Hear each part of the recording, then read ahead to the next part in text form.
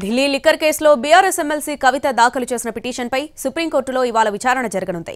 ED సమన్లను supreme court రద్దు చేస్తుందా లేదా ఈడీ వాదనలతో ఏకీభవిస్తుందా అనే సస్పెన్స్ కొనసాగుతుంది.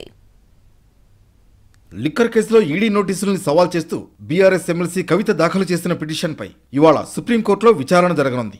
తనపై ఎలాంటి చర్యలు తీసుకోకుండా ఆదేశించాలని కవిత సుప్రీంకోర్టును కోరారు. కవిత పిటిషన్పై జస్టిస్ బేలా ఎం త్రివేది, జస్టిస్ పంకజ్ మిట్టల్ ధర్మాసనం విచారణ జరపనుంది.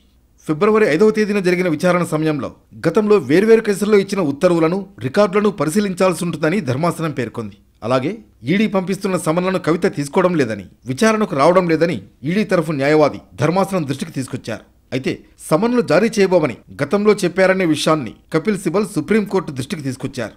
అది ఒక్కసారికే పరిమితమని, ప్రతిసారి కాదని ఈడీ తరఫు న్యాయవాది వాదించారు. అయితే ఈడీ నోటీసులే చట్టవిరుద్ధమన్నది తమ వాదనని కవిత తరఫు లాయర్ సిబల్ అన్నారు. అన్ని విషయాలను 16న జరిగే విచారణలో ఒకేసారి పరిశీలిస్తామని ధర్మాసనం స్పష్టం చేసింది. దీంతో ఇవాళ అభిషేక్ బెనర్జీ, నళిని చిదంబరం, సుమిత్ రాయ్ కేసులతో కలిపి కవిత పిటిషన్పై విచారణ జరపనుంది. ఢిల్లీ మద్యం కేసులో ఎన్ఫోర్స్మెంట్ డైరెక్టరేట్ సమన్లను కవిత సవాల్ చేశారు. మహిళల విచారణలో సిఆర్పిసి నిబంధనలు పాటించడం లేదని ఆమె ఆరోపిస్తూ సుప్రీంలో పిటిషన్ వేశారు. తనపై ఎలాంటి బలవంతపు చర్యలకు ఈడీ పాల్పడకుండా ఆదేశాలు ఇవ్వాలని విజ్ఞప్తి చేశారు. దీనిపై గత కొద్ది నెలలుగా విచారణ వాయిదా పడుతూ వస్తోంది. కేసు దర్యాప్తులో భాగంగా గత ఏడాది మార్చిలో కవితను ఈడీ అధికారులు ఢిల్లీ కార్యాలయంలో 3 రోజుల పాటు సుదీర్ఘంగా విచారించారు.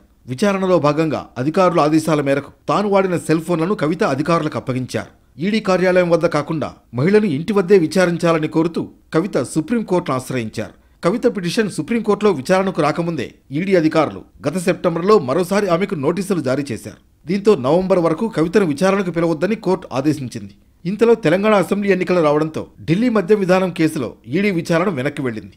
ఇటీవల నోటీసులు జారీ చేసిన ఈడీ కేవలం ఒక్కరోజు మాత్రమే గడువిచ్చింది. అయితే విషయం కోర్టు పరిధిలో ఉన్నందున విచారణకు హాజరు కాలేనని కవిత ఈడీ అధికారులకు సమాచారం ఇచ్చారు. ఇవాళ కవిత పిటిషన్పై సుప్రీంకోర్టు ఎలాంటి ఉత్తర్వులు ఇస్తుందా అని ఈడీ అధికారులతో పాటు అంతా ఎదురు చూస్తున్నారు.